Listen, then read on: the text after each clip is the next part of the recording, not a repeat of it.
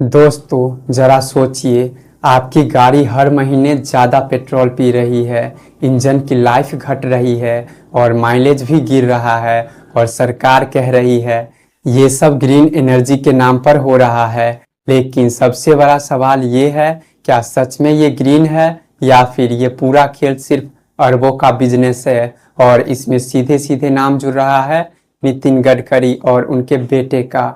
भारत में पेट्रोल की बढ़ती कीमतें हमेशा से सिरदर्द रही है। सरकार ने कहा हम पेट्रोल में 20% इथेनॉल मिलाएंगे ताकि विदेश से तेल की निर्भरता घटे और प्रदूषण भी कम हो। ये योजना बनी E20 एथेनॉल ब्लेंडिंग पॉलिसी के नाम पर।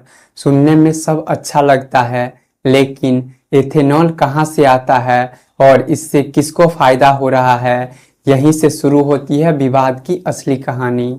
दोस्तों, नितिन गडकरी न सिर्फ रोड ट्रांसपोर्ट मंत्री है, बल्कि उन्हें एथेनॉल मैन ऑफ इंडिया भी कहा जाता है।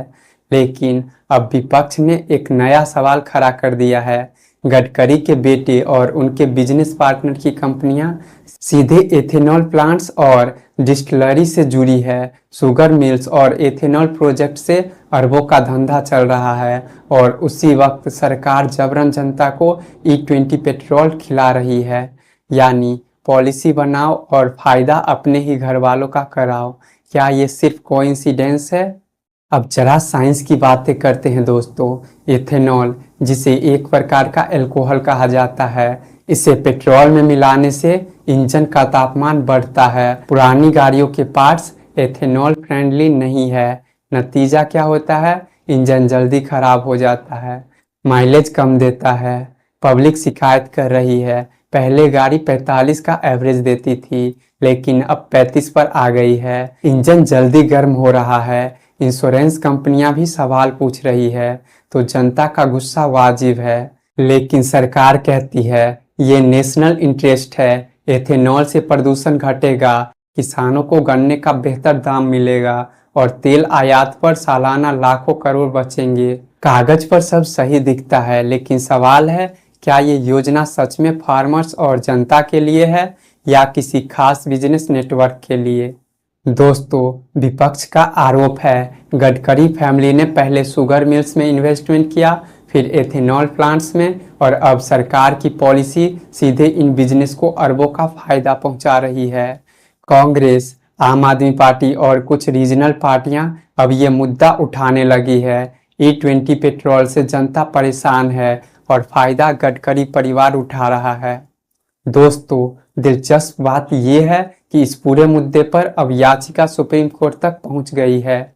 याचिकाकर्ता ने कहा E20 फ्यूल पॉलिसी जल्दबाजी में लागू हुई, इसका प्रॉपर टेस्टिंग नहीं किया गया। इससे गाड़ियों की सेफ्टी और पब्लिक मनी दोनों पर असर हो रहा है। अगर कोर्ट ने इस पर सख्ती दिखाई तो NDA सरकार और गडकरी दोनों के लिए बड़ा झटका हो सकता है। सड़कों पर जनता नाराज है। सड़कों पर लोगों से पूछिएगा तो कोई कहेगा माइलेज कम दे रहा है, कोई कहेगा गाड़ी जल्दी खराब हो रही है और कोई कहेगा एथेनॉल पेट्रोल ज़्यादा महंगा क्यों मिल रहा है।